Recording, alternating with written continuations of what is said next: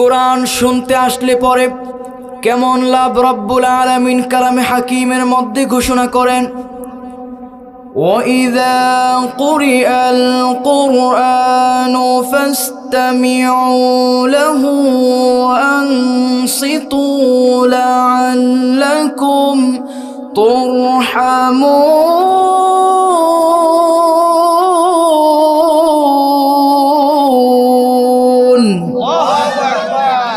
রব্বুল আলামিন বলেন, পৃথিবীর মানুষেরা, তোমরা যখন কোরআন শোনার জন্য মনোযোগের সাথে বসে যাও, কোরআনের মনোযোগী একজন শ্রোতা হয়ে যাও, আল্লাহ পাক তোমাদের এই দৃশ্য দেখে বড় খুশি হয়ে যান আর আকাশ থেকে মুষলধারে তোমাদের উপর রহমত নাজিল করে দেন।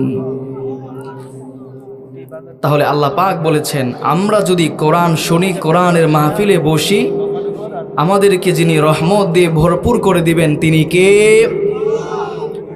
তাহলে আল্লাহ পাক আমাদেরকে রহমত দিচ্ছেন, রাসূলের হাদিস বলছেন আমাদের গুনাহগুলো তিনি মাফ করে দিচ্ছেন। সুবহানাল্লাহ। অল্প সময় আমরা, খুবই সংক্ষিপ্ত সময় আলোচনা শুনব একটি বই থেকে। বইটি কার? আওয়াজ করে বলি, এই গ্রন্থটি কার? এই গ্রন্থের মধ্যে কোনো ভুল, সন্দেহ, সংশয় আছে? রব্বুল আলামিন কোরআনের প্রথমে তিনি ঘোষণা করলেন, যালিকাল কিতাবু লা রাইবা ফীহি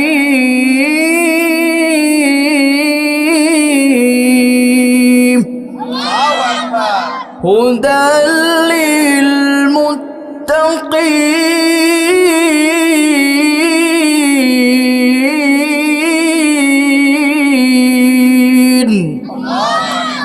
রব্বুল আলামিন বললেন, এমন একটি কোরআন তোমাদেরকে দিলাম যে কোরআনের মধ্যে কোনো ভুল নাই, সন্দেহ নাই, সংশয় নাই। যিনি ঘোষণা করেছেন তিনি কে?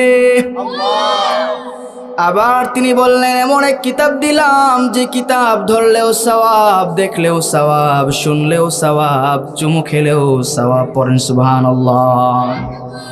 তিনি বললেন, কিতাবুন আনজালনাহু ইলাইকা লিতুখরিজান নাসা মিনাজ যুলুমাতি ইলান নূর। পড়েন আল্লাহু আকবার।